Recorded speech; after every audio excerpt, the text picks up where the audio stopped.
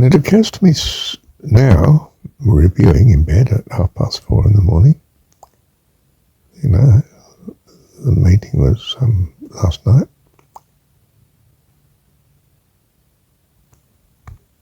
that it's to be tackled really, this notion, this problem, what to do in great difficulties. It's to be tackled really, I think, most effectively from saying, what is the mind doing? Is the difficulty the externality steering the mind? Or is the mind steering itself? I won't say regardless of the externality, but strongly coping with the externality. So I might think that I'm now no longer being married for the last at least 10 years. I might think, well, how do I best keep the mind happy, full of life and hope? No, immediately, of course, it's my recordings. That has meaning to me. If I reflect, why does it have meaning, or in what way? Well, it brings my mind back to God and the assurance, consolations, the joy of such. It's very creative. I feel I'm doing something. Why? Because I feel it's potentially going to help others, and it certainly helps me when I analyse and think it through, like I'm doing now, talking to you, you see. I'm in a creative, rescuing frame of mind now. And it's not just rescuing others, it's rescuing me, or it's not just rescuing me, it's rescuing others, which gives it the greater meaning, which is a relationship to others. For instance, if you have a good friend but you never think about them, even when you're with them, you're really not. You're sitting apart in the meeting like your husband or your wife is over the other side of the room, and you look across to them and they're talking, and you think, I hope he doesn't go on too long because I'll feel embarrassed, he's my husband, I mean, as opposed to the two who are sitting so close to each other because they love each other. And it's the other's company that really matters at the meeting, not the meeting. Different, isn't it?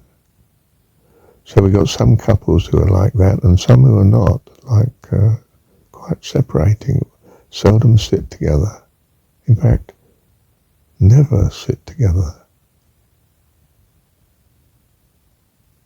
Oh dear. Then there are others who are more so the wife or husband's at home.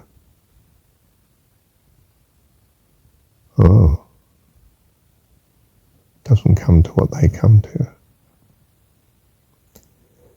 Then there are those who are bereaved, they're actually widowed, and there are those that are divorced like Marshall, and they've had very strong relationships, but it's in the past, in some sense. It's not active now. Yes, the room's got this variety, hasn't it? How are they to cope? Well, of course, from my simplistic point of view now, very simplistic, they need God. The problem really is the lack of God in their life. I mean, the lack of religion would do it. Because religion, well, not only has some sort of structure of meaning to life, but affords them with a fellowship. Now, they are gaining fellowship in being in this meeting, this, philosophy-type meeting. But their secularity may mean that they bring an absence of God to the meeting, which I suppose I feel now is bound to be an absence of meaning, Because this world without God in it, in your furnishing of perception, leaves you terribly at risk, and risk, well, it can be overwhelming, and whatever the current crisis is, you cope with it with just your own resources. How do I control my mind? Well, the best way is very simply recourse to God. A relationship with a trusted in super being that loves you makes all the difference in the world, of course. I mean, there's no great intellectual that needs to master this, is it? You know, if you think there's a God that loves you and is all-powerful, then your hope starts to escalate, and your joy and your peace of mind, and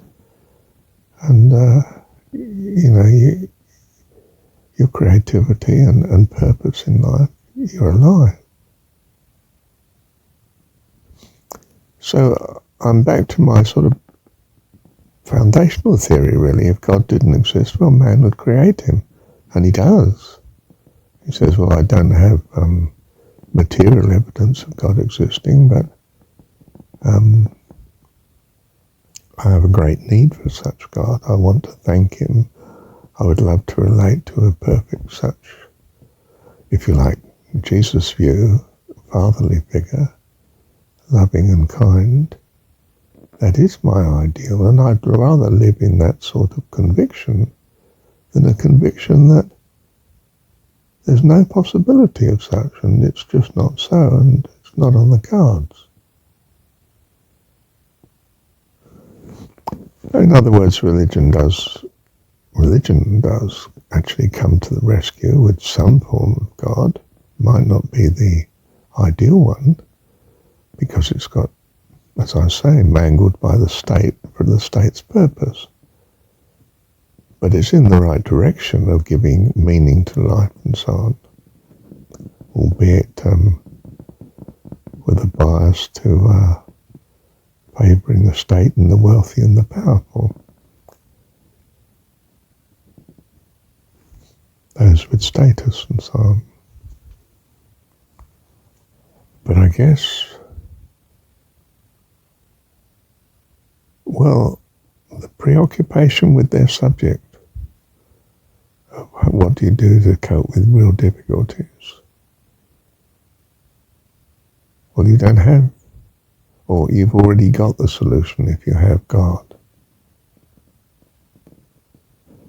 Even a very imperfect form of God, by which I mean, you know, a bit of a frightening God like the Hebrew God. Judgmental and, you know, could condemn you, but could, on the other hand, give you paradise. I mean, it starts to give you hope, doesn't it? A fear as well, but there is hope in there that you can avoid the fear if you're, well, obedient enough. I mean, it's a very inferior solution now from the individual's point of view. It's functional from the state's point of view.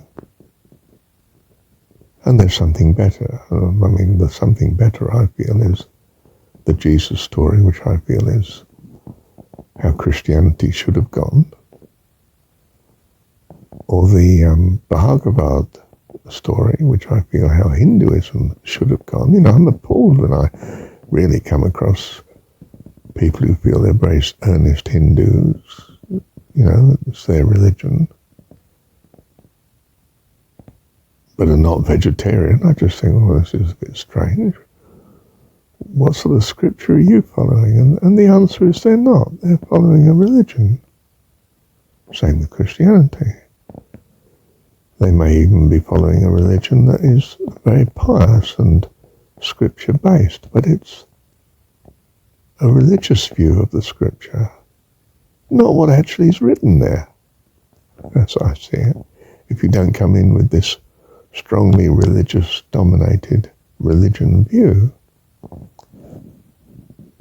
I've gone on a long time, it's nearly 18 minutes. Let me pause at least. No, let me finish.